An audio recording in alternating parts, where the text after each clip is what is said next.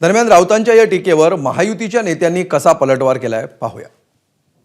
त्यांना फक्त शिवसेना भाजपमध्ये मतभेद झाले की आपली राजकीय भूमिका भाजून निघेल का, ह्याच्या पर्यंत ह्याच्या पाठीमागचा कोणता कुठलाही हेतू नाही आहे। कशाला टेप करतील मला सांगा, शिवसेनेच्या आमदारांचे आणि एकनाथ शिंदेने आमची युतीच आहे ना, आणि आजची युती नाही, इतक्या वर्षापासूनची युती आहे। मला एक सांगा, उद्धव ठाकरेंनी जेव्हा काँग्रेसमध्ये गेले तेव्हा युती म्हणूनच आमदार निवडून आले होते की नाही, शिवसेना भाजपमधून आले। त्यांना थोडा स्वाभिमान असता तर त्यांनी सगळ्या आमदारांचे राजीनामे घेतले असते, पुन्हा निवडणूक लढली असते काँग्रेसमध्ये आणि मग मुख्यमंत्री झाले असते ना, पण यांच्याकडे नैतिकता नाही।